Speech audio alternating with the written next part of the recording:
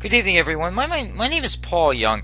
I'm just going to walk you through equalization payments in Canada. It's a method of moving money from what we call as the have provinces. They're doing economically well. They're not as challenged as what we call some provinces like the Atlantic Canada, where they have significant challenges in terms of revenue. So I'm going to walk you through what equalization is. Now, the whole idea of it is the government of Canada looked at different programs to support provinces across the country, and what they came up with was an equalization method. Basically what they wanted to do was find better ways to help provinces that didn't have the revenue capacity, whether it's through corporate taxes, personal taxes, royalty, consumption taxes, to generate the revenue to support programs like education, healthcare that would end up flowing down to the provincial level. So what the federal government did is they came up with a program to take some of that money and share it to other provinces. So if you've got boom cycles in particular provinces, then guess what's going to happen? Those provinces are going to give some money back to the have-not provinces. Now this basically came in part of the 1982 Constitution amendments. Now that's a good point of time in 1982, and I'll tell you why. Because that's when Pierre Elliott Trudeau was in power, and we did a lot of reforms around constitutional powers in terms of how we're going to do things across the country. Now we have a change in government. We have Justin Trudeau in power now, and he's very similar to belief that his father is in terms of certain things on central control government, and it's something that you need to bear in mind as we move forward with the transfers. Now, basically, the whole idea of equalization is creating a fiscal imbalance. That's really the capacity, and that's what you're seeing here with personal income tax, basic income tax, consumption taxes, resource taxes, any other sort of taxation the government collects. You're seeing how they reallocate, redistribute it out. Now, here's the interesting trend.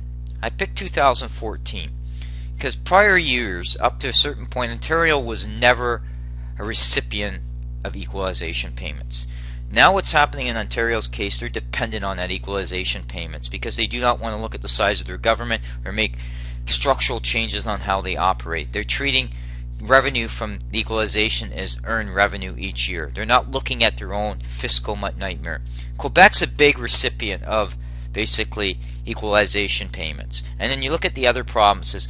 Alberta, BC, and Saskatchewan, looking since 2014, have not received a dollar, or same with Newfoundland, from equalization. So those provinces now are have provinces. Now here's the critical path here. Now we're moving forward in a very slow growth economy. We've got huge pressure on oil out in Alberta. We've got huge pressure on commodity prices in general from the mining stuff. That's all going to impact GDP growth across the country. That GDP growth is going to lead to significant amount of issues in terms of the capacity of that revenue. Now that revenue now is going to impact the equalization amounts being paid out. Now here's the problem that you're faced with. You've got too many governments, whether you mean at the provincial or municipal level, they're sticking their nose into policy. And they're not really looking at the overall flow. Without strong economy and without strong economic growth to support revenue growth, what you're going to end up having is you're going to have pressure on those provinces to raise taxes, whether that means income taxes at a provincial level or municipal taxes or property taxes. This is where you get people like Dennis Coderre playing partisan politics, not grasping the whole reality of, unless you have a strong economy and take that taxation in, you're going to run into issues in terms of the equalization as you move forward. That also being said, we've got considerable pressure on internal trade barriers. They're costing the economy about 10 to 12 billion per year. Now if I say that in a nutshell in terms of income tax, okay, most companies make about 10% profit. So if I say $1.2 billion of that, you're talking about, at least at a corporate tax level, that's $400 million more in the profits. You probably also see more in employment income. So you may see an extra $2-3 billion part of this closing down these trade barriers that would support this. The moving of oil through the East-West pipeline is part of that solution. But yet you won't hear Kathleen Wynne, Dennis Coderre talk about this on the mayor level about moving these projects forward because they're playing too much partisan politics.